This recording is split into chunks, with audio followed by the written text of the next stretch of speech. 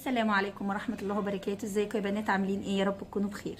النهارده هنشتغل مع بعض سويت شيرت او بلوفر، بس شكل السويت شيرت او الهودي او زي ما يتقال عليه. هشتغل معاكم ببرنسس سوفتي وبإبرة مقاس 3.5. هو سهل خالص وشيك جدا جدا في اللبس. اشرح لكم ازاي تعمليه باي مقاس علشان خاطر ما تجيش تقولي عايزه مقاس اكبر، عايزه مقاس اصغر. لا، هعرفك ازاي تشتغليه لاي مقاس، ان كان طفل من عمر يوم لغايه ما تعمليه ليكي انتي وانتي ما شاء الله مخلفه الطفل، يعني لاي مقاس. بس الاول قبل ما نبدا حابه دايما يعني بقى لي فتره كده بنوه ان البنات اللي بيقولوا مش شايفين من الترجمه، تقدري تلغي الترجمه. عندك فوق على ايدك الشمال في دايره كده زي ترس كده على ايدك الشمال في الفيديو، هتدوسي عليها هيجيلك ترجمه، دوسي عليها اختاري بلا ترجمه، عشان في بنات مش عارفين الموضوع ده وبيقولوا لي احنا مش شايفين الشغل من الترجمه. فطبعا انا بترجم عشان خاطر المتابعين اللي متابعيني وما بيتكلموش عربي. بس كده. نسمي بالله ونشوف احنا هنبتدي مع بعض ازاي. قبل ما نبدا بس ما تنسيش تعملي لايك للفيديو. اول حاجه هنحتاج مقاسها طبعا، لان السويت شيرت مقفول، مش جاكيت مقفول، فهتحتاجي مقاس دوران الراس.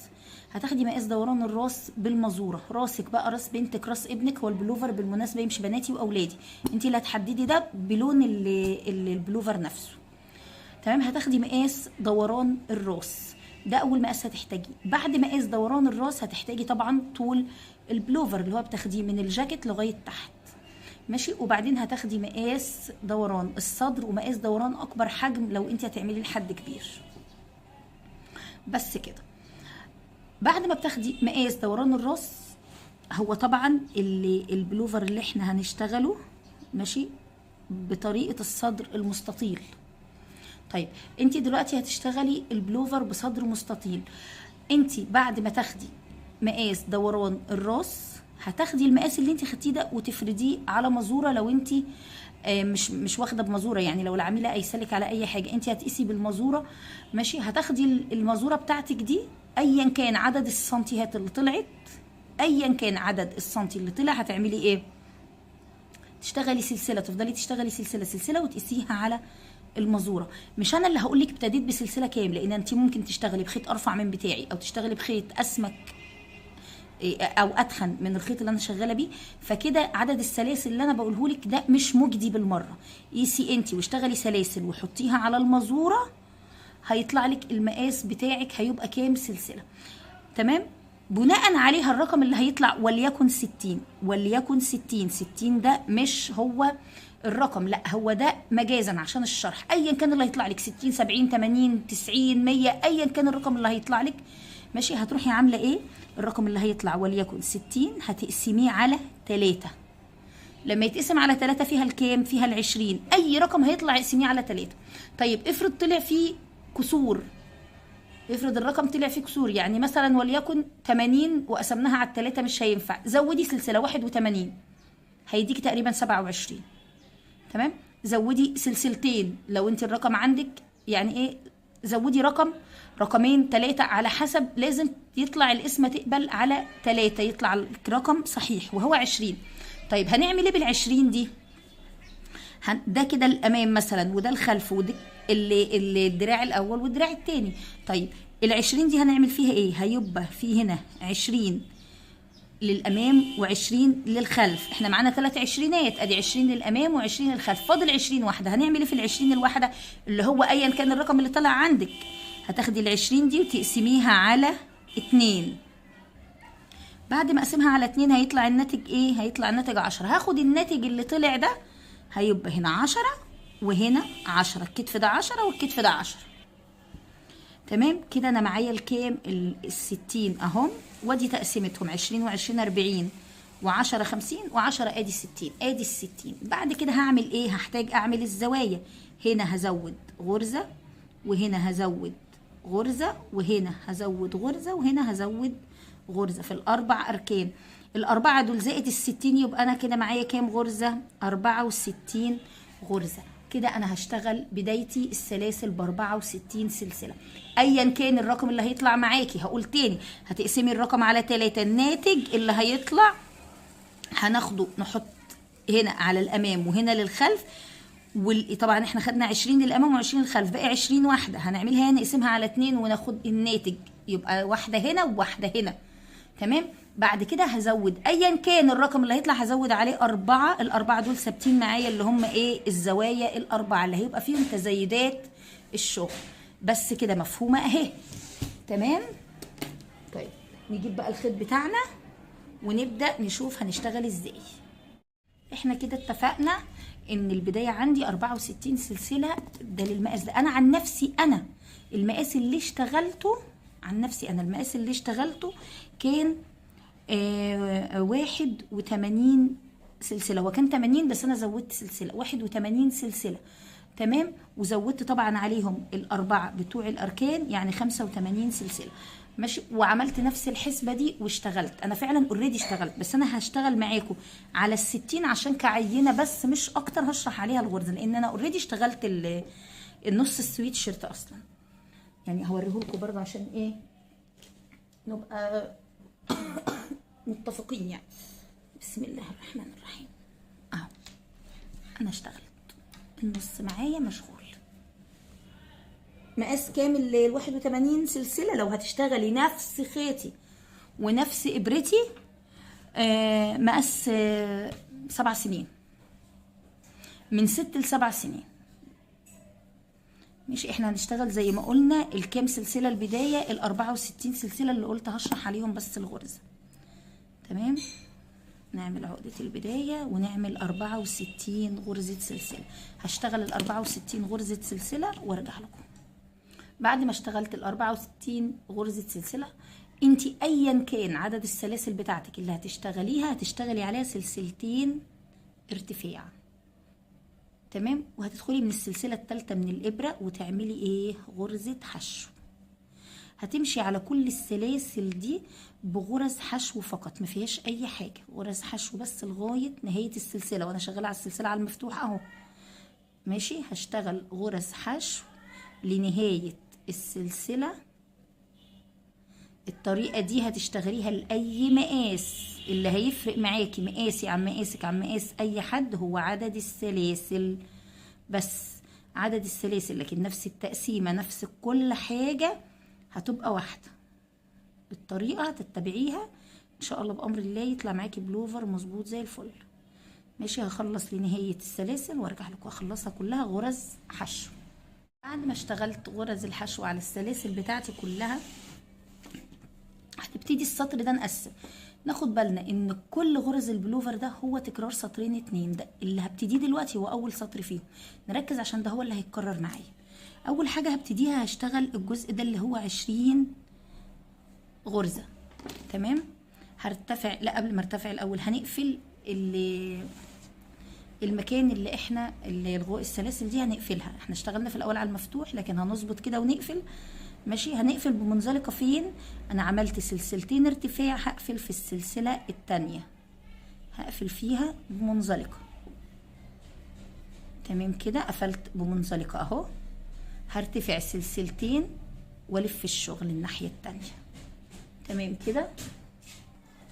بعد ما لفيت الشغل هدخل في اول غرزه هتقابلني وهشتغل غرزه عمود. هشتغل كام غرزه عمود؟ هشتغل 20 غرزه عمود، اللي هم ال20 غرزه بتوع الظهر دول. ادي واحد عملتها، ادي 2. السلاسل غير معدوده متتحسبش. 3 4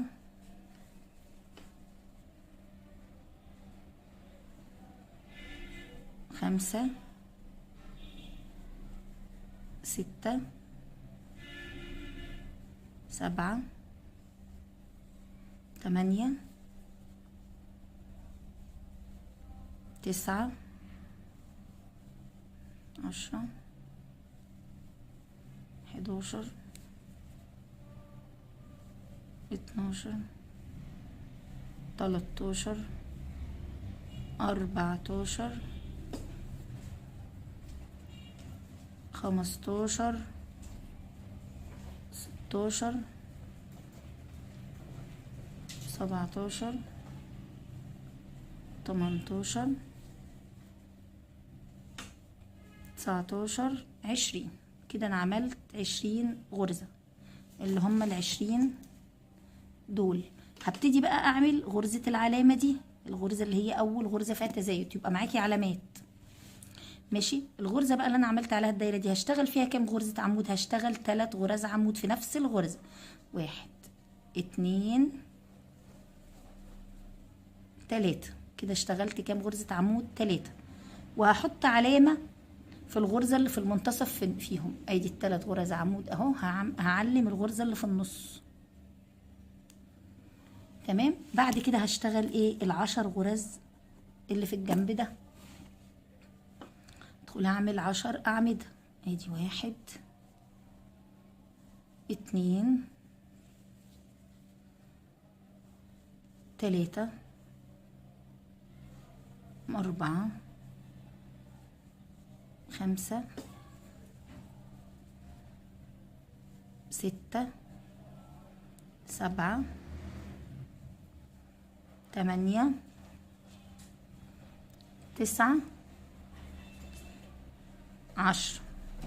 كده اشتغلت ال10 غرز. بعد ما اشتغلت ال10 غرز دول هشتغل بقى الغرزة اللي في الزاوية هنا.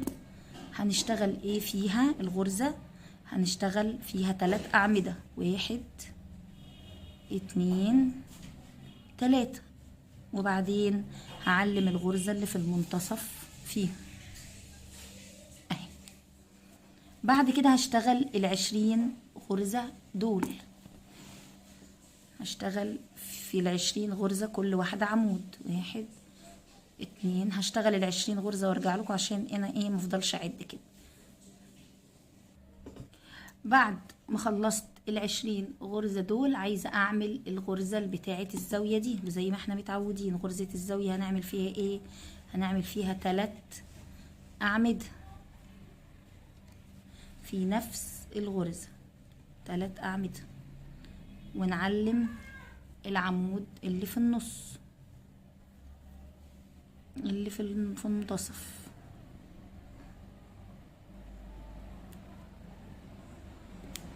باقي معايا كده بس ال10 غرز اللي في الجنب ده. هما ال10 دول والغرزة بتاعت الزاوية الأخيرة. هشتغل ال10 أعمدة اللي باقيين. ادي 1 2 3 4 5 6 7 8 9. تمام كده. ادي ال10 غرز اشتغلتهم. باقي معايا كده ايه؟ اخر غرزة اللي هي غرزة الزاوية الأخيرة دي. تمام. وبعد كده انا خلاص مش محتاجة الكراسة تاني. الغرزة الأخيرة اهي هشتغل فيها 3 أعمدة. 2 3. 3 أعمدة. وبعدين هعلم اللي في المنتصف فيها. وبعدين هقفل بمنزلقة في السلسلتين. انا عملت سلسلتين، هقفل في السلسلة التانية بمنزلقة.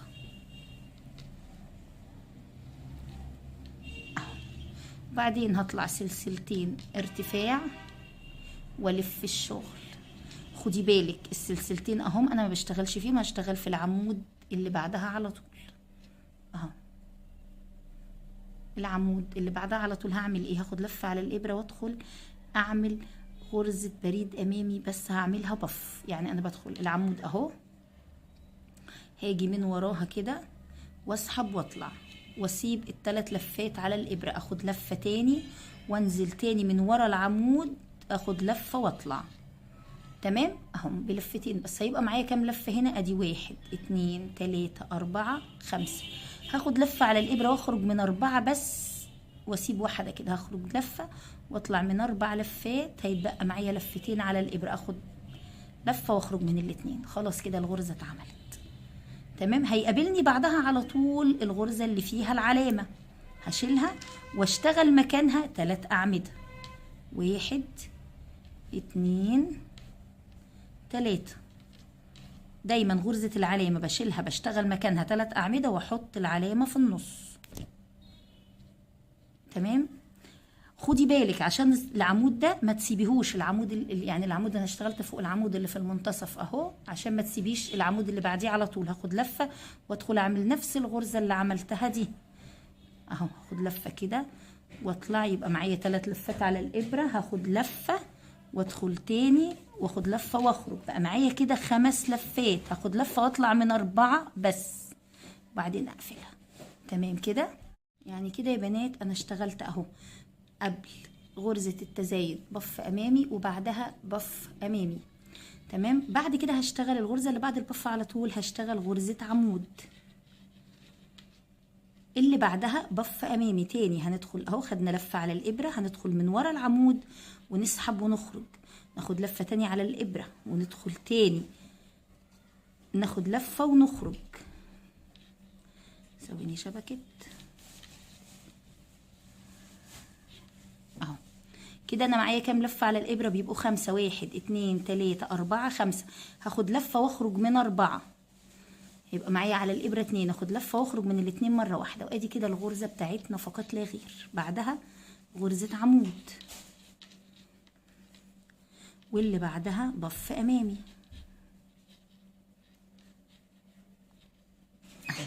وبعدها غرزة عمود. هفضل ماشية كده، واحدة بف امامي وواحدة عمود لغاية ما بوصل لغرزة العلامة.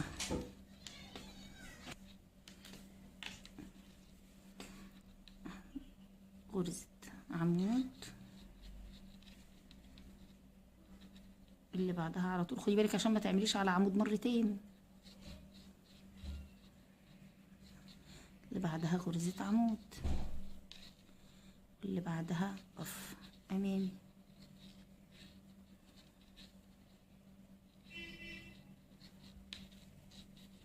وبعدين غرزة عمود. بعد كده هيقابلني غرزة ايه؟ غرزة العلامة. بشيلها، احنا اتفقنا ان احنا كل مرة غرزة العلامة بنشيلها ونعمل مكانها 3 أعمدة وبنعلم العمود اللي في النص. هنعلم الغرزة اللي في النص. بعد كده هشتغل بعدها غرزة بف أمامي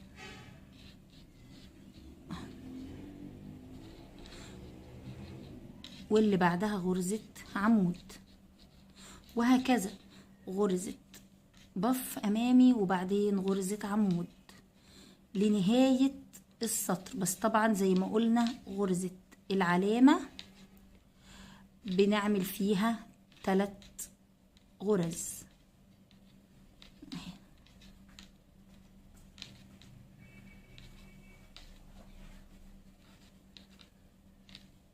هشتغل بنفس الطريقة دي لغاية غرزة العلامة وارجع لكم. واحدة بف أمامي واحدة عمود، واحدة بف أمامي واحدة عمود. وصلت لغرزة العلامة بشيلها وبنعمل فيها 3 عمود بلفة في نفس الغرزة ونعلم اللي في المنتصف. وبعدين الغرزة اللي بعدها على طول خدي بالك ما تنسيهاش، بنعمل فيها غرزة البف بتاعتنا الأمامية وبعدين غرزة عمود واللي بعدها بف أمامية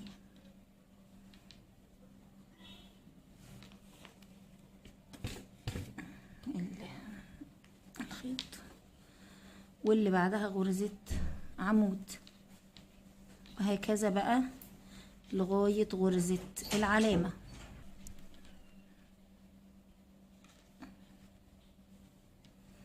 غرزة عمود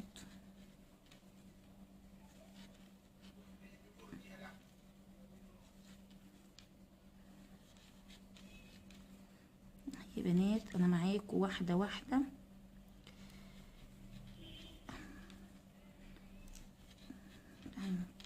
غرزة بف أمامية وبعدين غرزة عمود. وصلنا لغرزة العلامة، بنشيلها ونعمل مكانها 3 عمود، 3، ونعلم كالعادة الغرزة اللي في المنتصف.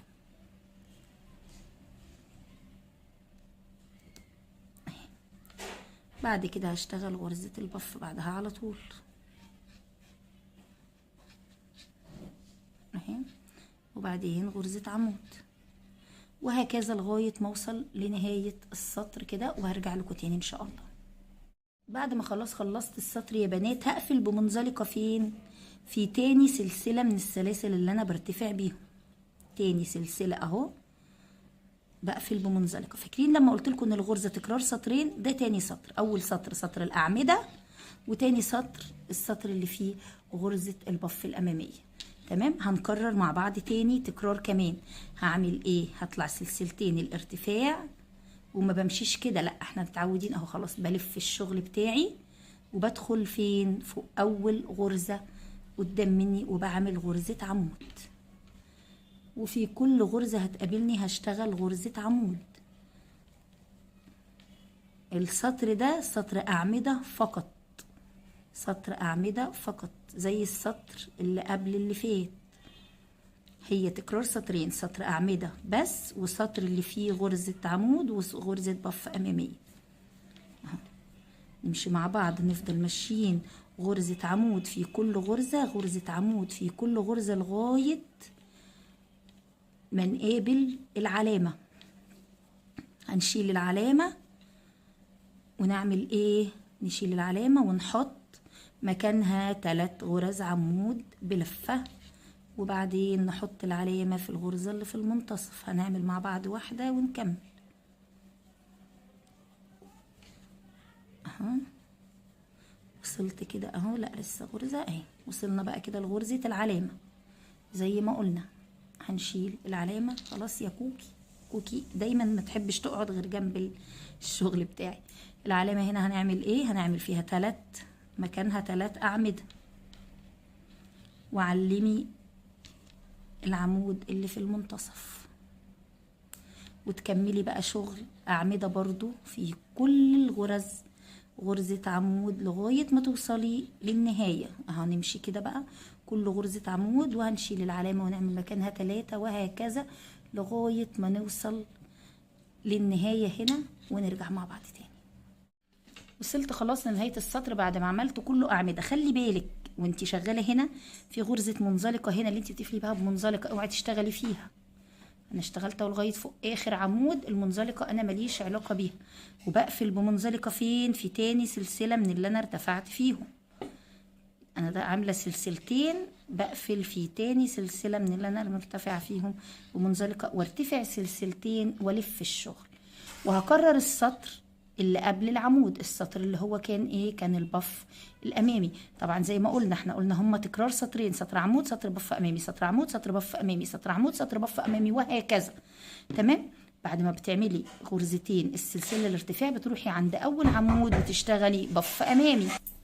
بنعمل بف امامي اهي، وبعدين غرزه عمود. هنكرر كل اللي عملناه، بف امامي، وبعدين هيقابلنا غرزة العلامة، هنشتغل تحتها 3 أعمدة، 1 2 3، وبعدين هنعلم في غرزة المنتصف اهي، الغرزة اللي في النص. تمام. ونكمل بقى بنفس الطريقة. بعد العلامة هنعمل غرزة بف أمامية. تمام. وبعدين اللي بعدها عمود. نشتغل بقى كده لغاية ما نوصل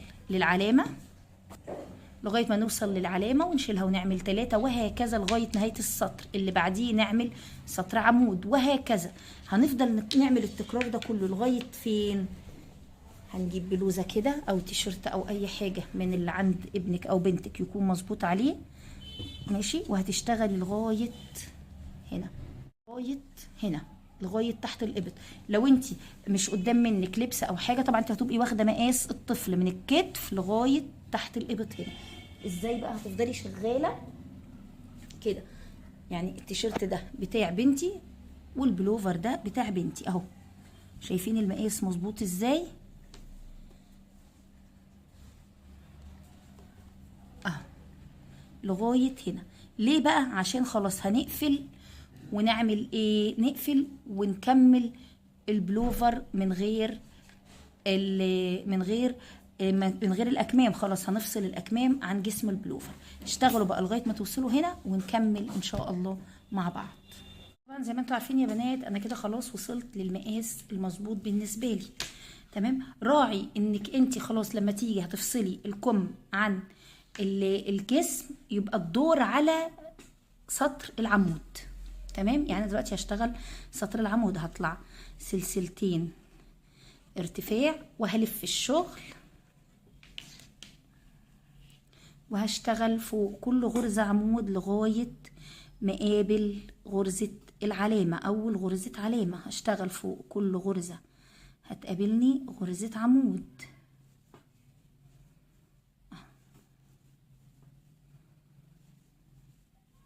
هشتغل فوق كل غرزة عمود لغاية أول علامة ونرجع لكم تاني.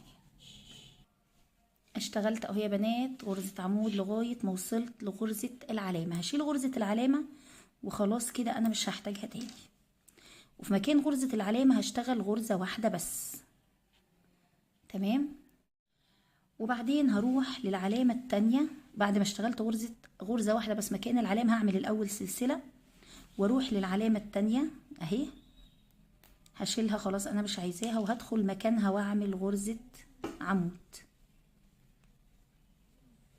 وهكمل بقية السطر بتاعي بغرز عمود. طبعا انا كده بقى فصلت اول كم اهو. هكمل هنا بقى غرز عمود لغاية ما اوصل للعلامة التانية.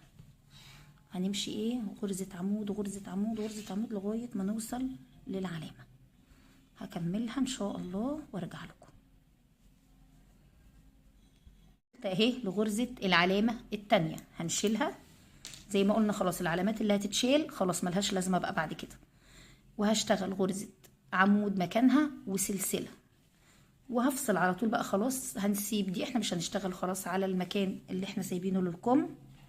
هنروح على العلامة التانية على طول نشيلها، اخر علامة هشيلها وهعمل مكانها غرزة عمود بلفة واحد، واكمل بقى ايه لنهاية السطر بتاعي غرزة عمود فوق كل غرزة عمود لغاية خلاص نهاية السطر قربت.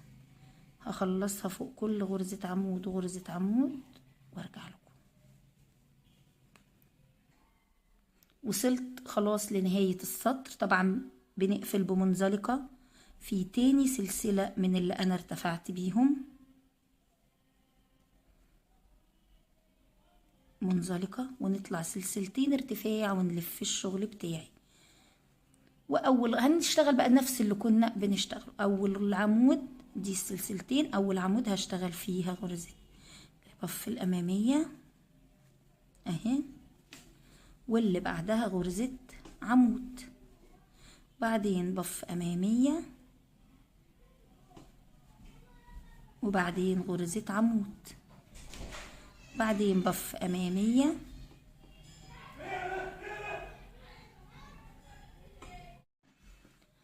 بفضل شغالة لغاية ما بوصل للمنطقة بتاعة تحت الإبط. تمام اهو، عمود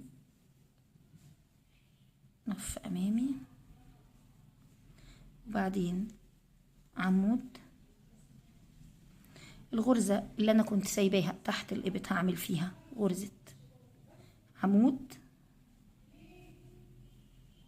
تمام. والغرزة الاولى هنا بعمل فيها برضو غرزة عمود. تمام كده يا بنات. وبعدين الغرزة اللي بعدها عليها الدور بشتغل فيها خلاص غرزة بف امامية، واللي بعدها عمود، وبعدين بف امامي،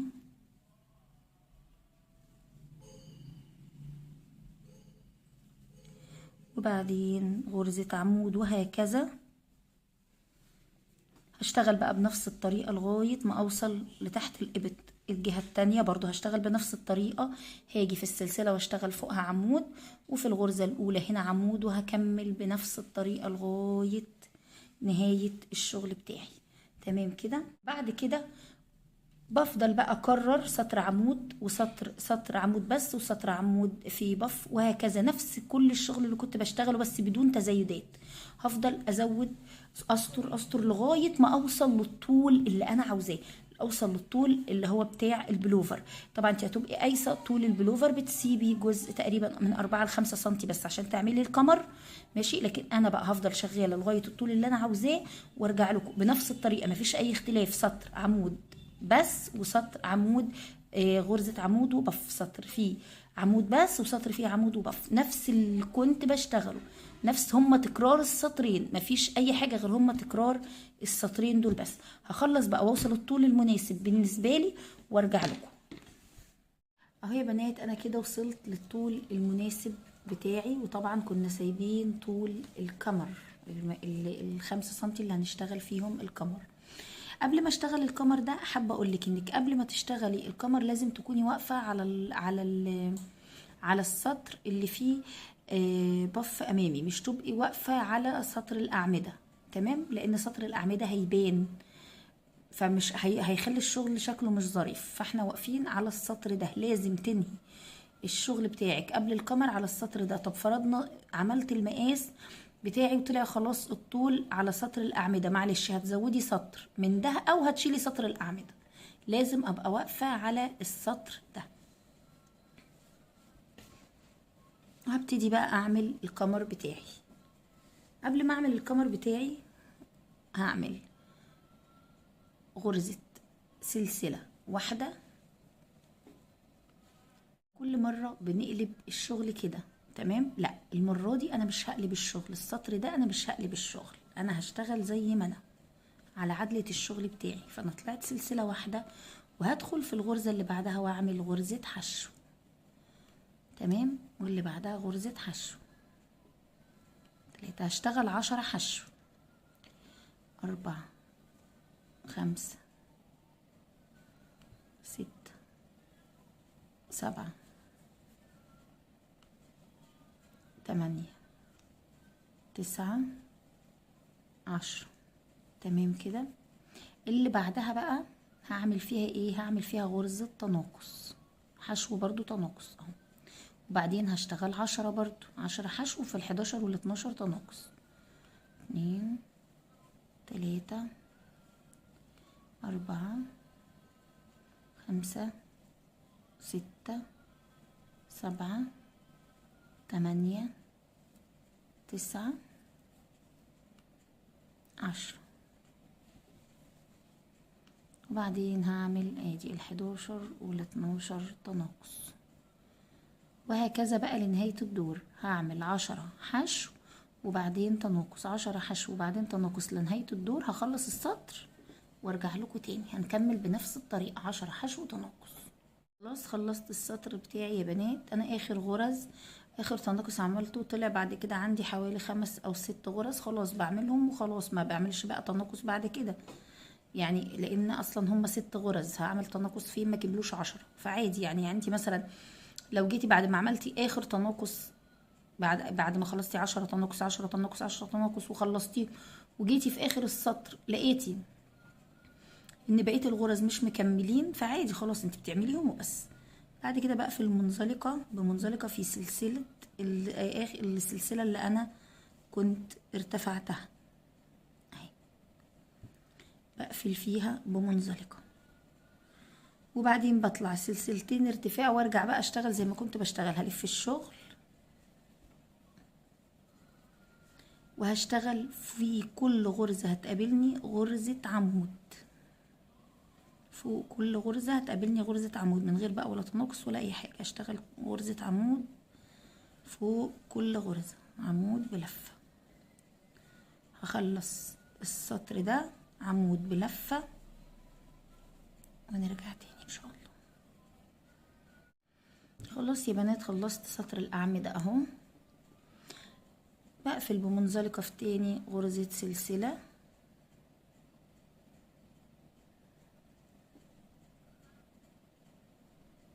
وبعدين برتفع سلسلتين وبلف الشغل. اول غرزة عمود هتقابلني احنا كنا بنشتغل عليها بف امامي، لا احنا كده هنشتغل دلوقتي بريد امامي عادي خالص اهو، بريد امامي عادي. الغرزة اللي بعدها هشتغلها نص عمود، واللي بعدها بريد امامي عادي خالص اهي، بريد امامي، غرزة عمود بريد امامي، واللي بعدها نصف عمود، واللي بعدها بريد امامي، واللي بعدها نص عمود،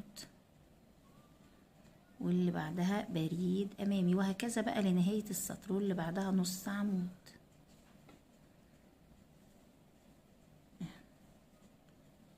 هكمل السطر بقى ايه ده، سوري، نص عمود لخبطت وعملت عمود، واللي بعدها بريد امامي. هخلص بقى السطر بنفس الطريقة وارجع لكم، واحدة بريد امامي وواحدة نص عمود. خلص خلاص السطر يا بنات اهو، وطبعا بنقفل بمنزلقة بمنزلقة في اخر غرزة، في قصدي في سوري في تاني سلسلة انا عملتها، بقفل بمنزلقة.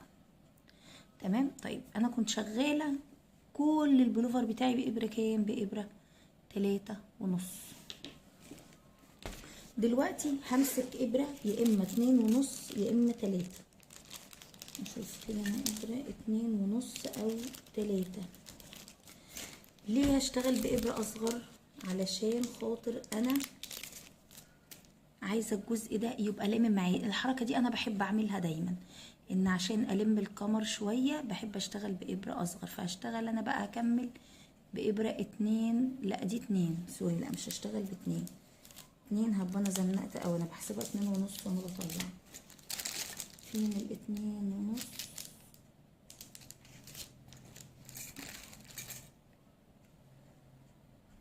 طلعت اهو يا بنات الابره 2.5. انا هكمل بيها بعد ما قفلت بمنزلقه، هرتفع سلسلتين وهاجي بقى فين، همشي بقى بالعيد العادي خلاص بقى ماشي. انا هتقابلني دلوقتي غرزه البريد الامامي، هشتغل فوقها بريد امامي. النص عمود هشتغل فوقها نص عمود، وهكذا بريد الامامي فوقها بريد امامي، والنص عمود فوقها نص عمود، وهكذا بقى لنهاية السطر ولنهاية الأدوار اللي انتي حابة تعملي. شوفي كام دور انتي طبعا بتشتغلي زي ما قلنا القمر، حابة تعملي كمان 3-4 أدوار براحتك. انتي حسب يعني ايه القمر اللي انتي حابة العرض بتاعه يبقى قد ايه. انا هشتغل 5 سنتي زي بقى ما يكون عدد السطور بتاعتهم، وارجع اقول لكم انا اشتغلت كام سطر. بس بنفس الطريقة دي هتخلصي الدور فوق النص عمود نص عمود، وفوق البريد الامامي بريد امامي. يخلص الدور تقفلي بمنزلقه، لما تخلصي الدور هتيجي هنا تقفلي بمنزلقه وتطلعي سلسلتين ارتفاع، هنقفل بمنزلقه في تاني سلسله وتطلعي سلسلتين ارتفاع، وفوق برضو البريد الامامي بريد امامي، وفوق النص عمود نص عمود، فوق البريد الامامي بريد امامي، وفوق النص عمود نص عمود، وهكذا لغايه ما تخلصي عدد السطور اللي انت هتعمليها للقمر. وبس كده هخلص بقى انا القمر بتاعي وارجع لكم ان شاء الله بامر الله. بعد ما خلصت يا بنات خلاص القمر بتاعي اهو، عدد السطور بتاعتي اهو 1 2 3 4 5 6 7 سطور عملتهم للقمر. هعمل ايه؟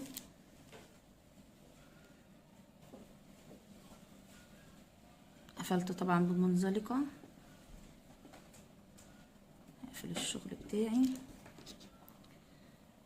واقص الخيط واجيب ابرة التنظيف او ابرة التشطيب. دي الطريقة اللي هنشطب بيها الشغل كله بتاعنا.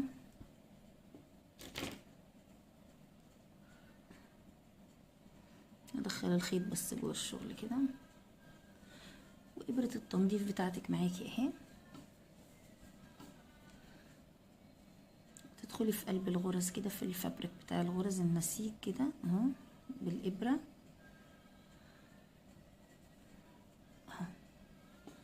بعدين تلضميها. دي افضل طريقه انا بشطب بيها شغلي اهي، بس كده. وبعدين بتقصي الزياده ويبقى شغلك نضيف ومتأمن وزي الفل اهو. تمام. تعالوا بقى نعمل الاكمام.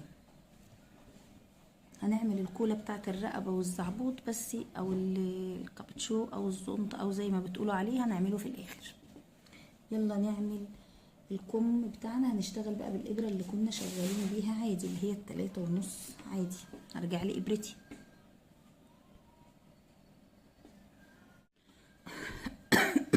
الخيط بتاعي اهو. هاجي من تحت الابط وعلى عدلة شغلي عادي اهو من تحت الابط، وهدخل في غرزة هنا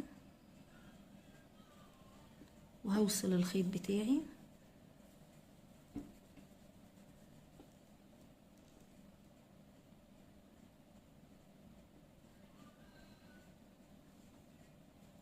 اهو. بعدين هطلع سلسلتين ارتفاع زي ما كنت بعمل كل مرة. بعد ما طلعت سلسلتين الارتفاع هعمل ايه؟ هلف الشغل بقى واشتغل من قلب الشغل زي ما كنت بعمل. انا بلف الشغل بتاعي وهشتغل فوق كل غرزة هتقابلني غرزة عمود.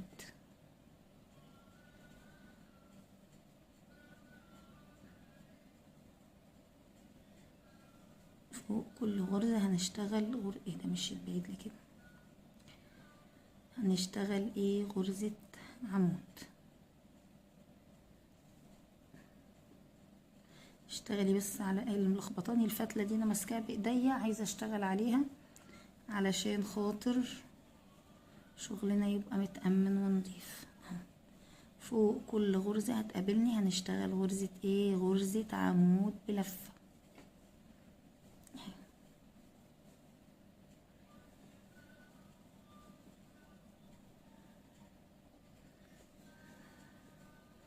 هشتغل بقى على داير الكم لغاية ما اوصل هنا تاني وارجع لكم ان شاء الله. فوق كل غرزة غرزة عمود. وصلت يا بنات لنهاية السطر اهو، وبقفل بمنزلقة في تاني غرزة سلسلة واطلع غرزتين ارتفاع، سلسلتين ارتفاع، نفس اللي كنت بعمله في جسم البلوفر هو اللي هعمله دلوقتي في الكم. بطلع سلسلتين والف الشغل واشتغل في اول غرزة عمود هتقابلني غرزة بف امامية، واللي بعدها غرزة عمود عادي، واللي بعدها بف امامية،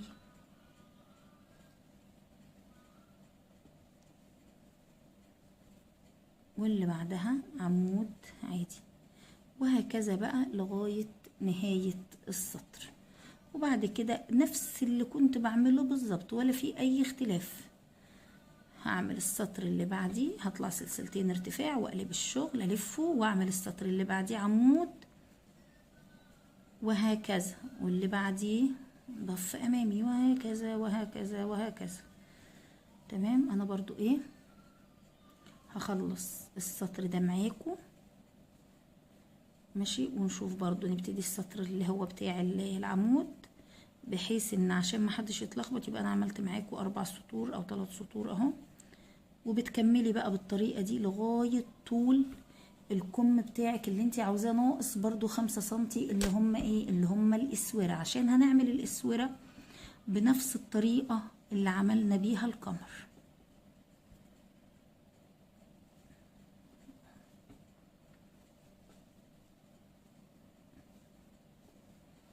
هخلص لنهاية السطر وارجع لكم للتأكيد.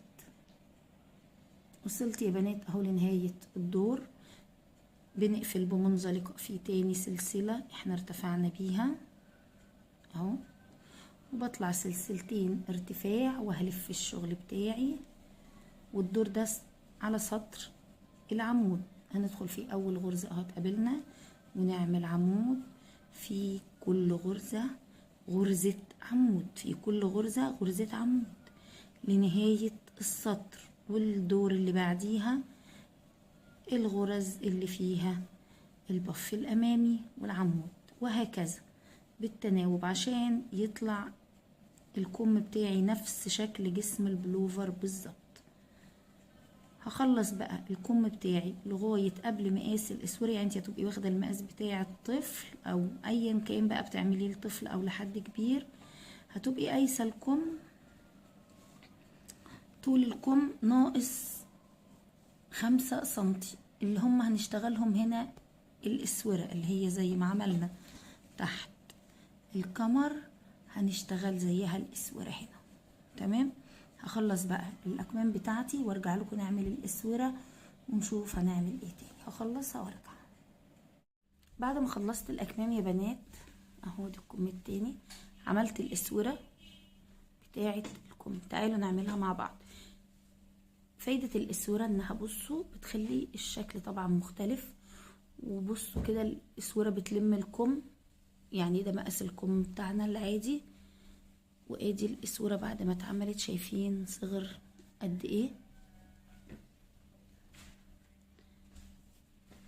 نفس اللي قلته لكم في الكمر تحت هقوله لكم في الاسوره. الكمر اهو ابتديناه بعد الغرز البف، ما يبقاش في سطر العمود، لا في سطر البف. هنطلع سلسله واحده ارتفاع ومش هنلف الشغل في السطر ده، هشتغل غرز حشو. بس قبل ما اشتغل وانا بشتغل غرز الحشو هعمل تناقص. ليه تناقص؟ عشان اصغر الكم شويه. فانا هدخل اعمل غرزة حشو، ادي 1 2 3 4 5، وبعد ال5 هنعمل تناقص، وهكذا بقى لنهاية السطر. 1 2 3 4 5 وبعدين تناقص. هكمل لنهاية السطر لغاية غرزة السلسلة اللي انا ارتفعتها، 5 حشو تناقص 5 حشو تناقص 5 حشو تناقص للنهاية. اخلصها ونرجع تاني. خلاص خلصت السطر يا بنات. هقفل بمنزلقة في السلسلة اللي انا ارتفعتها، واطلع سلسلتين وارجع بقى الف الشغل بتاعي واشتغل فوق كل غرزة هتقابلني هشتغل غرزة عمود، عمود بلفة عادي خالص لنهاية السطر. هشتغل فوق كل غرزة غرزة عمود بلفة. هخلص السطر ده وارجع لكم ان شاء الله. بعد ما خلاص خلصت يا بنات سطر العمود، هقفل بمنزلقة في تاني سلسلة من سلاسل الارتفاع.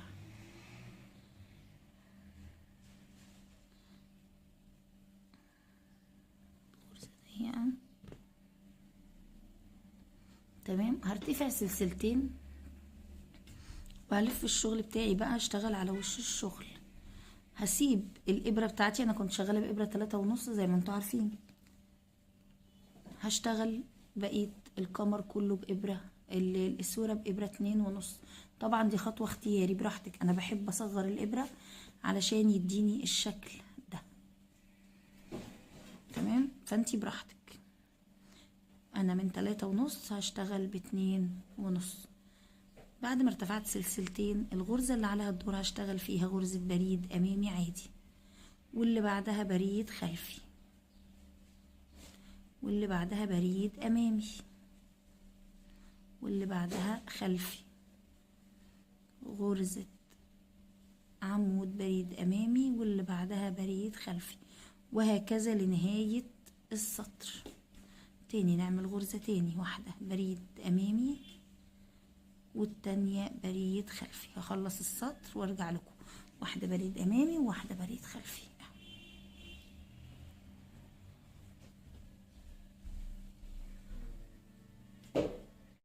خلاص خلصت السطر يا بنات. هنقفل بمنزلقة في تاني سلسلة ارتفعنا بيها، هطلع سلسلتين ارتفاع. ومش هلف الشغل خلاص في الاسوره. قدام مني هيقابلني على طول غرزه البريد الامامي، هشتغل فوقها بريد امامي، والخلفي هشتغل عليها بريد خلفي، وهكذا بقى لغايه ما تخلصي عدد سطور الاسوره بتاعتك حسب ما انت عاوزه. انا عملتها 4 سطور، تمام؟ يعني انا عملتها الاجمالي بتاعها التوتال 4 سطور، سطر قبل ده وده التاني، وهشتغل كمان سطرين بنفس الطريقة. فوق البريد الامامي بريد امامي، وفوق البريد الخلفي بريد خلفي.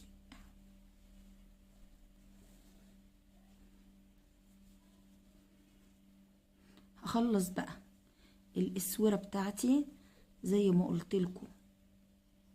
انا عملتها 4 سطور، تقدري تعمليها 5 تعمليها 6 براحتك، بنفس الطريقة هتكرري السطر ده والسطر اللي فات اهو. بصوا ده عرضها، انا لسه هنضف الخيط، ده عرضها وهي 4 سطور. تقدري انت تعملي اعرض من كده او اقل من كده براحتك خالص. هخلص الاسوره التانية معانا ونرجع تاني مع بعض ان شاء الله. اهي يا بنات انا خلصت خلاص الاساور التانية. طبعا انتوا مش محتاجين ان اقول لكم ان انت لما بتعملي الاكمام بيبقى نفس عدد سطور الكم ده نفس عدد السطور، انت بتراعي ده، تمام؟ فاكرين بقى لما ابتدينا خالص وكان اول سطر ما عملنا السلاسل على المفتوح وتاني سطر قفلنا، فاحنا معانا البداية اهي. عاوزين نقفل دي كده قبل ما نشتغل الكولة بتاعة البلوفر.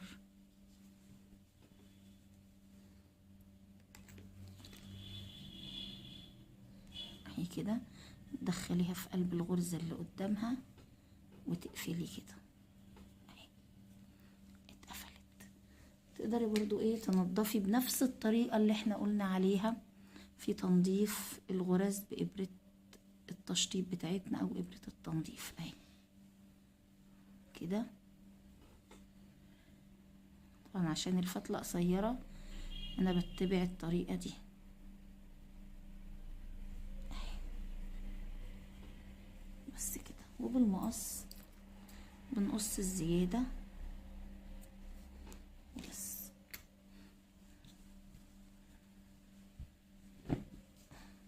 تقدري تلبسي او تلبسي ابنك البلوفر وهو كده من غير ما تكملي الخطوة اللي جاية براحتك. هنجيب بقى الخيط بتاعنا لغاية دلوقتي وش البلوفر زي ظهر البلوفر اهو كله زي بعض. احنا هنيجي هنا في اي منطقة في الجنب كده هنا، وبإبرتي عادي اللي هي 3.5، وهوصل الخيط وهشتغل سطر حشو زي ما انا كنت بشتغل قبل كل قبل القمر وقبل الاساور عملت سطر حشو فيه تناقص. هشتغل هنا 5 حشو والسادسة تناقص. ده لو انا عندي الحوض هنا كبير واسع شوية. لو مظبوط بالظبط مدخل راس الطفل مظبوط خلاص انت هتعملي حشو من غير ما تعملي تناقصات، تمام؟ فبراحتك انت اللي هتحددي كده بالمقاس اللي عندك. انا هعمل سلسلة اهو، وبعد كده هشتغل 5 حشو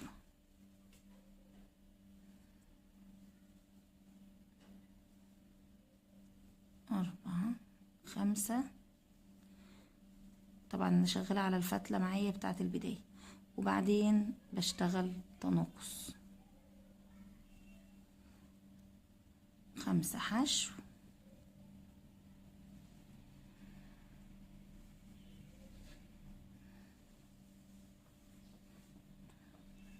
4 5 وبعدين تناقص. هفضل شغالة كده لغاية على تحويطة الرقبة كلها كده لغاية ما اوصل لغرزة السلسلة اللي انا ارتفعت بيها. 5 حشو تناقص وهرجع لكم تاني. خلاص خلصت سطر الحشو اهو. هقفل بمنزلقة واطلع سلسلتين ارتفاع والف الشغل بتاعي، واشتغل فوق كل غرزة انا عملتها غرزة عمود بلف. فوق كل غرزة حشو هنشتغل غرزة عمود بلف. اخلصهم ونرجع ان شاء الله. خلاص يا بنات انا خلصت السطر بتاعي بتاع الاعمدة، وبقفل بغرزة منزلقة في السلسلة التانية من سلاسل الارتفاع، وهطلع سلسلتين ارتفاع والف الشغل بتاعي. هشتغل بالظبط اللي اشتغلته على الكمر، مش الاساور، لا الكمر. ماشي، بس انا هنا مش هغير الابره، مش هضيق الطوق عن كده. هشتغل ايه؟ هشتغل اول غرزه هتقابلني غرزه بريد امامي، واللي بعدها نص عمود، واللي بعدها بريد امامي، واللي بعدها نصف عمود زي ما عملت في الكمر. طيب هشتغل كام سطر بالطريقه دي؟ هشتغل 4 سطور، يعني السطر ده وفوقه 3 سطور. طبعا احنا عارفين بنقفل السطر ازاي، احنا كده كده السطر ده في الشغل ده احنا مش بنقلب الشغل ونشتغل على الظهر، لا.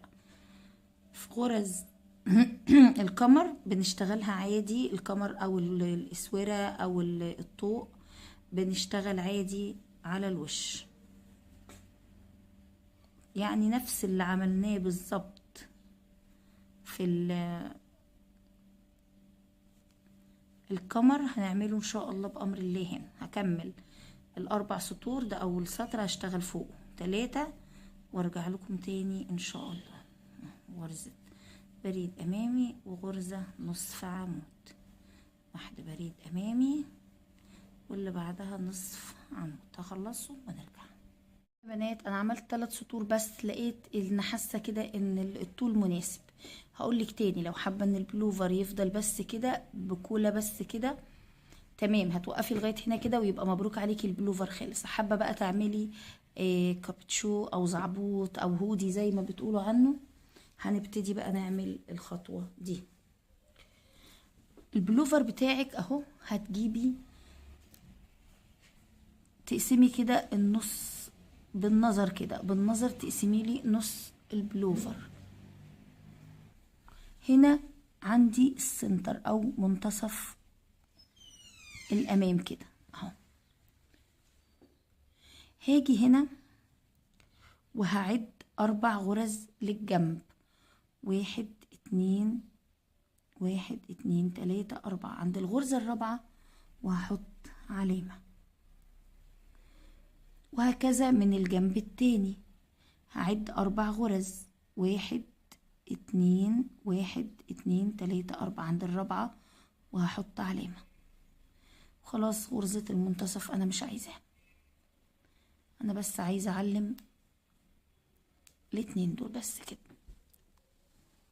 كده. هجيب بقى الابرة بتاعتي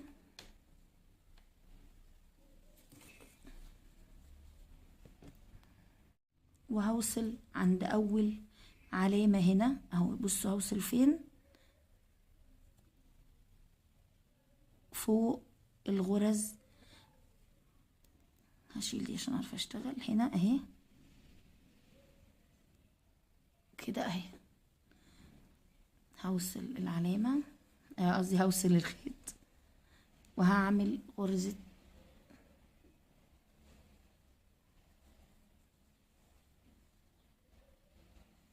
سلسلة تمام، وهدخل في اللي بعدها واعمل غرزة حشو. هدخل في كل غرزة هشتغل على خارج الغرز كده، فوق كل غرزة هشتغل غرزة حشو. بصوا كده، عايزة اوريها لكم. انا العمود اهو اللي انا عملته، لا انا بشتغل من تحته كده وبعمل غرزة حشو اهو. شايفين غرزة العمود اهي، انا تحتها كده اهو، وهعمل غرزة حشو. دي بداية غرزة العمود اللي هي فوق غرز الحشو، فاكرين غرز الحشو؟ انا من تحت غرزة العمود على طول اهو، وهعمل غرزة حشو. تاني، كنت بره الكادر اهو، غرزة العمود اهي، انا تحتها على طول بدخل كده اهو، اطلع بالابرة واعمل غرزة حشو. تاني غرزة العمود بتاعتي اهي، انا تحتها واطلع بالابرة كده واعمل غرزة حشو. هشتغل بقى بالطريقة دي نفس غرز الحشو دي لغاية ما اوصل للعلامة التانية. هخلصهم وارجع لكم. وصلت يا بنات اهو لغرزة العلامة، هشيلها وهعمل مكانها غرزة حشو وبس كده. وادي شايفين غرز الحشو بقى شكلها عامل ازاي. هطلع سلسلة وهلف الشغل وهشتغل بقى على غرز الحشو بتاعتي دي. من اول غرزة هشتغل غرزة عمود فوق كل غرزة حشو، هشتغل غرزة عمود بلفة فوق كل غرزة حشو، هشتغل عمود بلفة.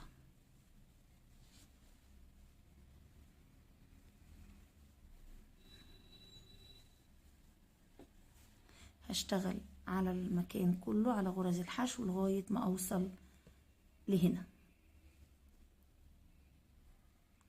وارجع لكم تاني. بعد ما وصلت للغرزة الاخيرة اهو يا بنات،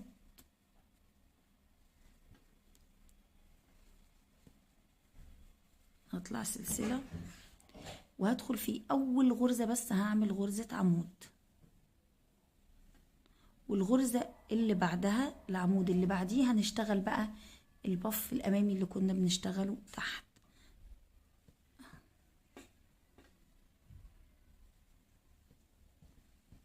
واللي بعديها عمود، واللي بعديها بف امامي، وهكذا بقى لنهاية الدور. واحدة عمود، واحدة بف امامي.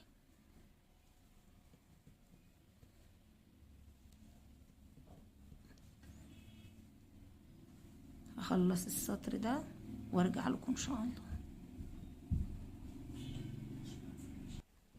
وصلت لاخر غرزتين اهم يا بنات. الغرزة اللي قبل الاخيرة هتبقى بف امامي. طيب افرض ان الغرزة اللي في الاخر عندك ما جاتش زي الغرزة اللي قبل الاخيرة، جت بف امامي كانت جت عمود، هتعملي اللي قبل الاخيرة والاخيرة الاتنين عمود عشان انا عايزة الغرزة الاخيرة تبقى عمود.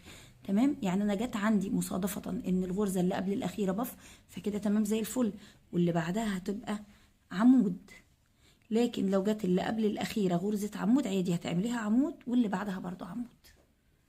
تمام، طلع سلسلة ارتفاع. في حاجة حابة بقى ايه انوه عنها دلوقتي. انا كده عملت سطرين، سطر العمود وسطر اللي فوقه البف الامامي. من بعد السطرين دول هبتدي اعمل تزايد في سطر العمود، بس التزايد هعمله فين؟ انا الوش عندي خلاص اهو، ده الوش وده الظهر. تمام، هجيب العلامتين بتوعي وهحدد الغرز اللي هعمل فيها التزايد. شايفة الخط ده اهو، همشي بصباعي كده الخط اللي جاي من عند الدراع ده اللي في الظهر، انا في الظهر اهو، هاجي كده بالصباعي كده ده اهو كده كده كده، وهاجي هنا واحط علامة وبصباعي التاني اهو كده، امشي كده بصباعي كده اهو وهنا، وهحط العلامة التانية. هي دي الاماكن اللي هعمل فيها تزايد في سطر العمود فقط. سطر البف الامامي مش هعمل فيها تزايد، هنشوف ازاي مكان العلامتين بتوعي. انا طلعت زي ما قلنا سلسلة الارتفاع، بلف الشغل وبدخل فوق اول عمود وبعمل عمود، وفوق كل عمود هيقابلني هعمل غرزة عمود بلفة.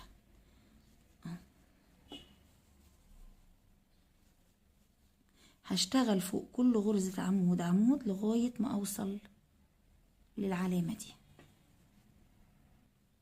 وصلت لغرزة العلامة هشيلها واعمل مكانها 3 عمود بلفة في نفس الغرزة، 3 أعمدة اهو. بعد كده هشتغل في كل غرزة هتقابلني غرزة عمود لغاية العلامة التانية. هشتغل في كل غرزة عمود واحد لغاية ما اوصل للعلامة دي وارجع لكم. وصلنا للعلامة التانية اهو، هنشيلها ونعمل مكانها في نفس الغرزة 3 غرز عمود بلفة في نفس الغرزة. تمام كده. وبعد كده هكمل غرزة عمود في كل غرزة لغاية ما اوصل للنهاية ونرجع تاني. خلاص خلصت كل غرز العمود. طبعا شايفين الشكل عندي بيبقى عامل كده، يبقى شيك قوي لما بيخلص ان شاء الله بأمر الله.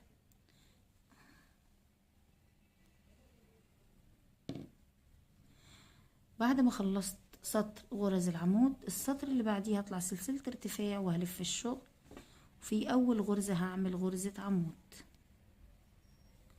واللي بعدها بريد امامي، لا مش بريد امامي، سوري، بف امامي، واللي بعدها عمود، واللي بعدها بف امامي لنهاية الدور. السطر ده ما فيهوش تزايد، احنا قلنا التزايد بنعمله في السطر اللي فيه عمود فقط. تمام. هخلص السطر بنفس الطريقة دي لنهاية السطر، غرزة عمود والتانية بف امامي بدون اي تزايد للنهاية ونرجع ان شاء الله. خلاص يا بنات انا خلصت السطر اهو. هنعمل نفس الحركة اللي عملناها في سطر الاعمدة اللي بالظهر اهو. خدي بالك عشان كل مرة انا ما ينفعش اثبت غرزة التزايد، لاني لما بشتغل اللي كانت غرزة التزايد هنا هتلاقيها اتحركت. تمام. فكل مرة هحدد غرزة التزايد في السطر انهي، في سطر الاعمدة، سطر الاعمدة بس. باجي تاني على الجنب كده وبعلم الغرزة اللي هعمل فيها التزايد، وبرضو نفس الموضوع اهو، والغرزة اللي هعمل فيها التزايد. الموضوع ده هيتكرر معايا كل سطر اعمدة. سطر الاعمدة بس اللي هعمل فيه الحركة دي، لكن السطر اللي فيه البف مش هعمل فيها الحركة دي. خلاص خلصت اهو. سلسلة ارتفاع والف الشغل وادخل في اول غرزة اعمل عمود، وفي كل غرزة بقى هتقابلني هشتغل غرزة عمود بلفة لغاية غرزة العلامة. اشيل غرزة العلامة واعمل مكانها 3، وهكذا بشتغل في كل غرزة تاني هتقابلني غرزة عمود لغاية العلامة التانية، وبشيلها واعمل مكانها، اشتغل مكانها 3 غرز عمود بلفة.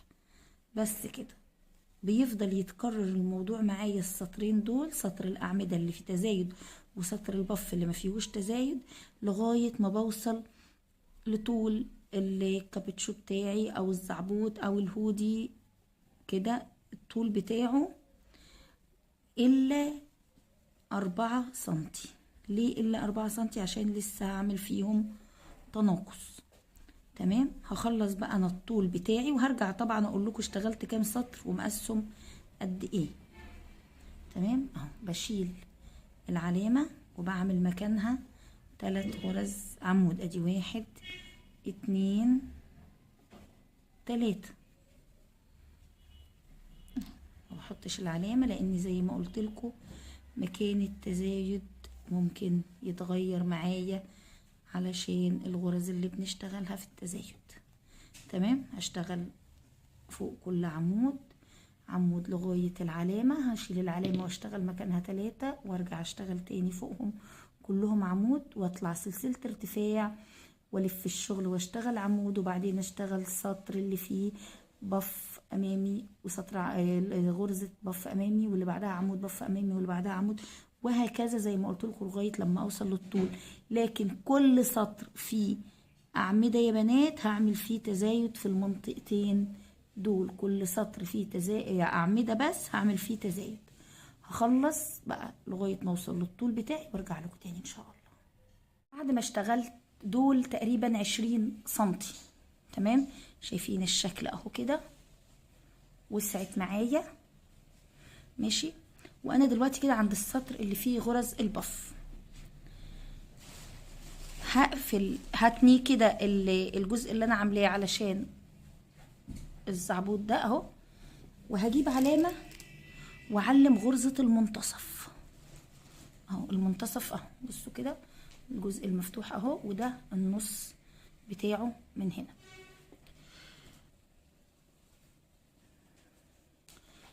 انا هطلع سلسلة ارتفاع والف الشغل واشتغل. ده الدور بتاع سطر العمود، هشتغل في كل غرزة هتقابلني غرزة عمود بلفة،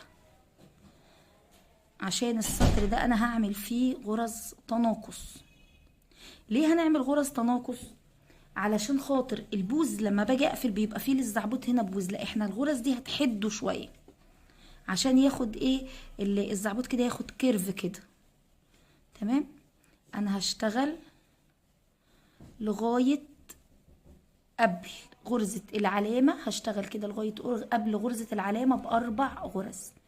هشتغل غرز عمود وارجع لكم تاني ان شاء الله. بعد ما خلاص قربت لغرزه العلامه بكام غرزه؟ ادي 1 2 3 4 قبل غرزه العلامه ب4 غرز. هعمل تناقصين، ادي اول تناقص وادي تاني تناقص. كده انا عملت هنا تناقصين، وغرزة العلامة هشيلها واشتغل غرزة عمود مكانها، وبعدين هعمل بعدها كمان تناقصين. نعمل هنا تناقص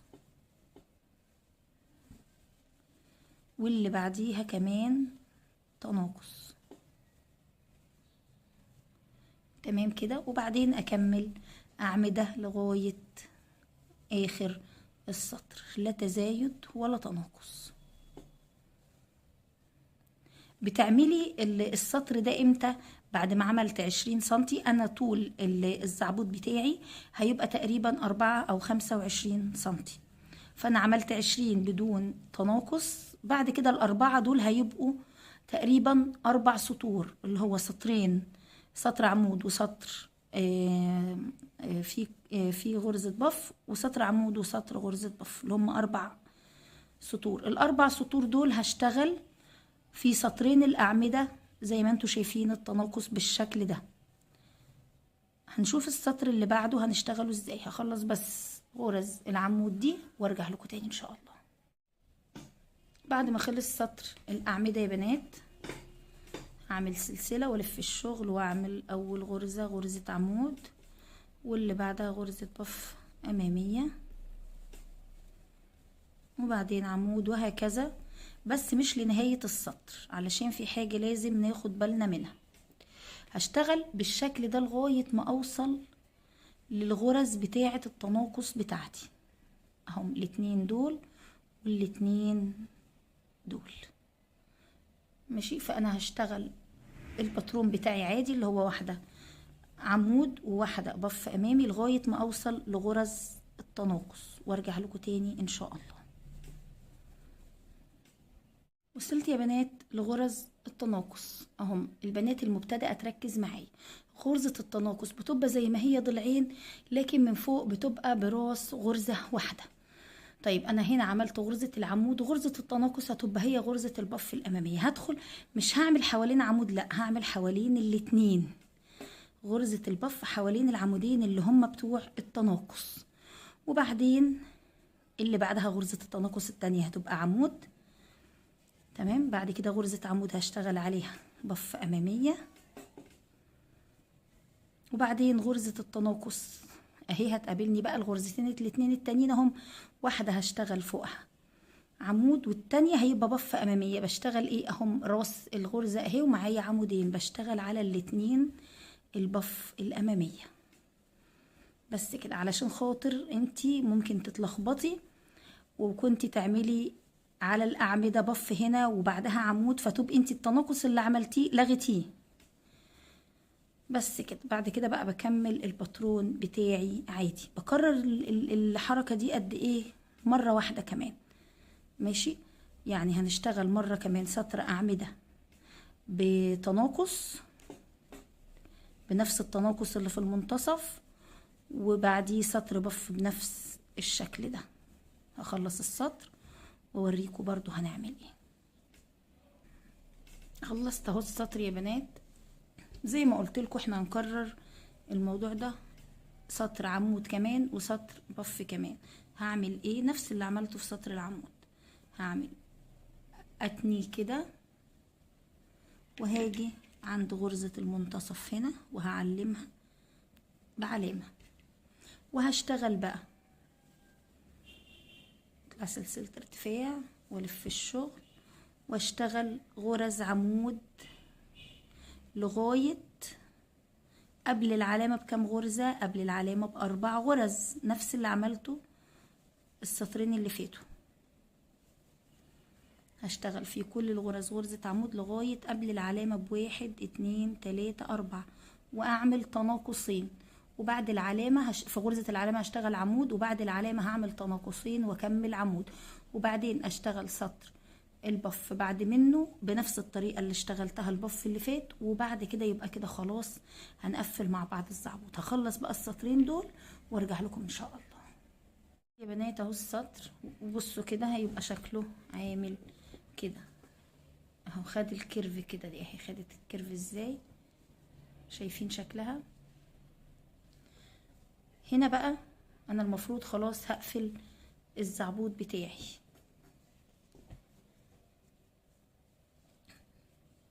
انا هنا هقفله كده، يعني هبقى على الظهر، ما اقفلش على الوش، لا هجيبه كده على الظهر. هجيب الظهر بتاعه كده، وهشبك الغرزة قدام غرزة، غرزة قدام غرزة كده، واسحب الخيط، وهشتغل غرزة قدام غرزة واعمل منزلقة. هقفله لغاية فوق، غرزة قدام غرزة واعمل منزلقة اهو، غرزة قدام غرزة واعمل منزلقة. معلش لو في صوت دوشة، الجيران ولادهم بيزعقوا، مش هنا خالص، الجيران برا كله لا او على السلم، وانا ما عنديش وقت، عايزه اخلص. تمام اهو، كده اخلص كده لغايه منزلقات لغايه النهايه. خلاص يا بنات وصلت للنهايه، عملت اخر غرزه. هقفل كده واقص الخيط، وده هيتنضف بنفس طريقتنا بإبرة التنظيف. اشبكه بس كده التأمين على ما يجي انضف الشغل. ماشي، وادي وش الزعبوط بتاعي كده. طبعا دي الرقبة اهي، وادي الزعبوط بتاعنا اهو. طيب عايزه تسيبيه كده براحتك، كل خطوه بقول لكم عايزه تسيبيها كده براحتك، عايزه تكملي معايا هنكمل. هنجيب الخيط بتاعنا تمام كده، وهاجي هنا على الحرف ده وهوصل هنا، شايفين بدايه الغرز بتاعتي هنا، هوصل واعمل غرزة عمود. هشتغل بقى هنا كده ايه، اعمدة بالنظر كده، اعمدة كده اهو. هطوق الحوض بتاع داير ما يدور للزعبوط كده غرز عمود.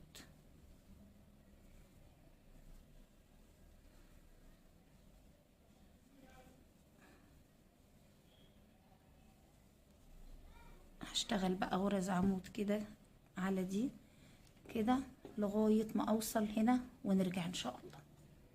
بص يا بنات انا خلاص حوضت اهو بغرزة العمود. هطلع سلسلة ارتفاع والف الشغل واعمل فيه اول غرزة هتقابلني غرزة عمود، وبعدين الغرزة اللي بعديها هنعمل فيها بريد امامي.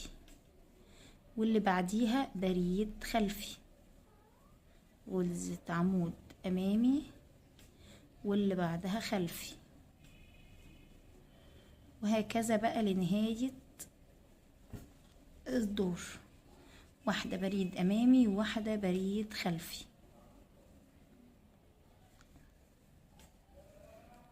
بريد امامي وبريد خلفي.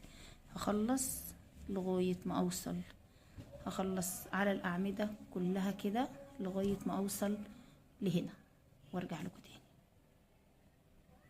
وصلت لاخر غرزة. اخر غرزة في السطر معايا هتبقى عمود زي ما اول غرزة عمود. تمام كده. هطلع سلسلة ارتفاع والف الشغل، وده كده اخر سطر معايا في البلوفر. ماشي. هعمل ايه؟ هعمل في اول غرزة عمود، وبعد كده في كل الغرز برضو غرزة عمود، فوق كل غرزة عمود واحد. يعني بعد ما اشتغلت سطر البريد الامامي والخلفي، فوق هيبقى غرزة عمود عادي خالص بدون اي شيء. هخلص بقى للجهة المقابلة غرزة عمود ونرجع. ليه بنعمل غرزة عمود؟ عشان دي هتطبق لجوه. هوريكم بعد ما اخلصها. هنخلص سطر العمود ده ونرجع ان شاء الله بامر الله مع بعض تاني.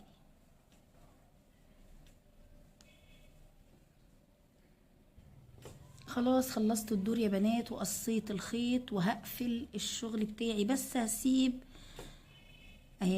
جزء طويل شوية من الخيط عشان هخيط بيه.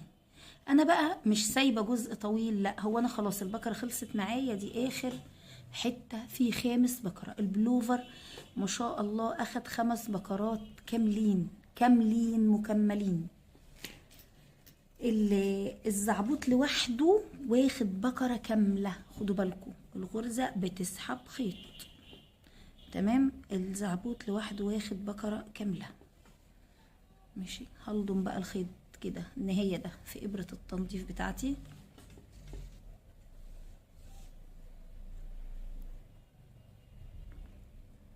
كده الخيط طويل. هعمل ايه بقى؟ الحافة دي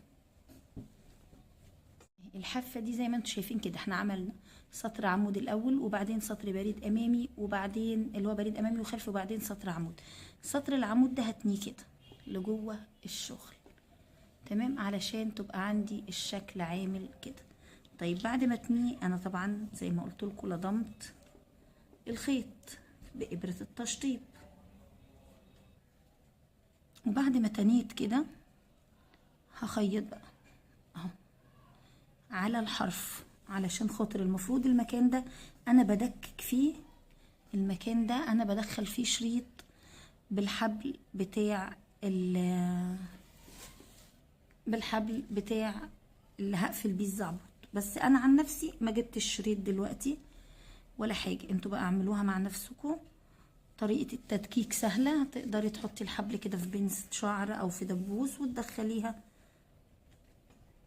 في الفراغ ده.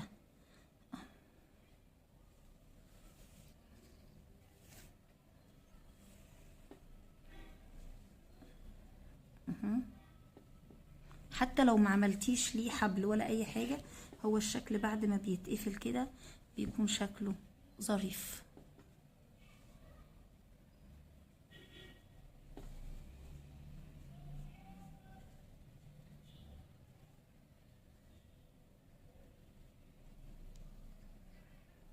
هكمل بقى انا خياطة ليها للنهاية ونرجع نشوفه بعد ما خلص.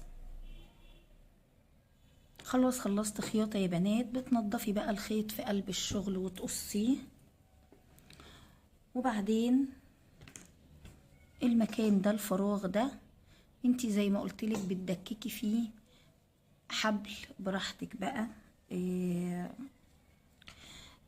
حابة تسيبيه كده برضو براحتك. ودي شكل الزعبوط والرقبة. ماشي. شكلهم حلو قوي قوي. وشكل البلوفر بعد ما خلص هوسع لكم الكادر لما خلص يا بنات اهو. الموديل الاصلي فيه حبل هنا وفي حبل فوق، بس انا لسه ان شاء الله يعني ما جبتش، لسه هجيب اهو. بصوا كده، وادي شكل الزعبوط اهو، لسه برضو ما نضفتش الخيط ماشي.